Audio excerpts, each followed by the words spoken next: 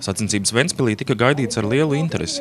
Posma rīkotāji bija parūpējušies par interesantas un vienlaikus arī sarežģītas trases izveidi, kas bija nopietnas spēku pārbaudījums pat galvenajiem favorītiem. Atsevišķos brīžos trase vijās pa ceļiem, tomēr galvenokārt bija jābrauc pa mežu un smilšaino piekrasti, bet finiša posms bija izveidots uz stāvā slēpošanas kalna. Ventspils un Piejūras smilts jau ir pagrūta, protams. Ja. Tā varbūt sākotnēji visiem šķiet, ka Ventspilī nav lielu kalnu, tad jau diez vai tur būs grūti.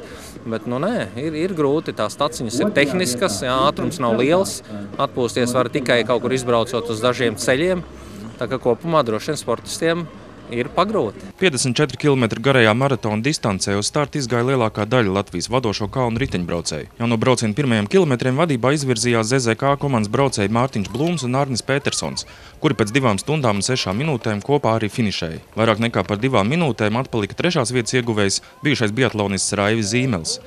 Dalībnieku vidū bija arī mūsu olimpietis ātras lidotājs Haralds Silovs. Viņš spēcīgā konkurencē izcīnīja 14. vietu. Smagi, riktīgi smagi. Pirmais apus vēl daudz maz, bet otrajā bija tā, ka tiklīdz pabraucām garām šim kalnam, tā bija jau beigas. Un tad es ēdu želejas kaut ko, gaidīju, kamēr atgriezīsies spēki un tikai uz beigām kaut cik atgriezās. Slidošanas sezona ir galā, taču gatavošanās jaunajai sezonai jau ir sākusies. Dalība šādās sacensībās ir būtisks fiziskās bāzes treniņš. Jā, es gribētu, ja būs laika noteikti. Es piedalīšos arī nākamajos posmos, jo tas tikai audzē fizisko formu un sacensībās iegūsti tādu treniņu, kādu tu treniņā nevar iegūt. Tas paņēmis bija 3-4 nedēļas tāds pavisam viegls bez treniņiem un tikai pagājušajā nedēļā sāku ar riteni braukt. Tā kā sākumā, man liekas, ka tiešām ir tīri labi. Dāmu konkurencē pārliecinošu uzvaru svinēja Lelde Ardava no Rietumu Delfinu komandas. Viņa šogad ir atgriezusies lielajā sportā pēc meitiņas piedzimšanas. Pusmaratona distancē labākais bija Dzintars Ausmans.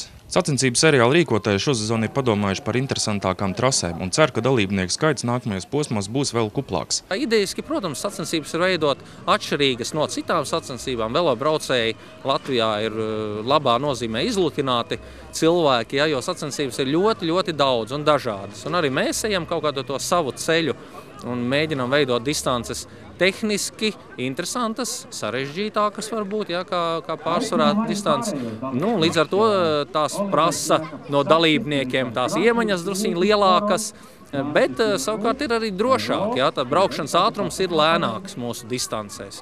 Varbūt pamanījāt bērnu sacensības, kur bezmazliet 100 bērni, bezmaksas dalība.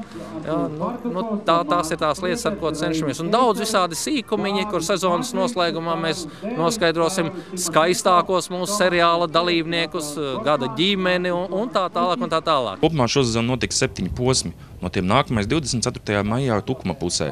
Savukārt noslēguma posms paredzēts 12. septembrī Apē, kur arī radies šis sacensību seriāls. Artūrs Ančs, Andrejs Kulīgins, Kurzemtelevīzija.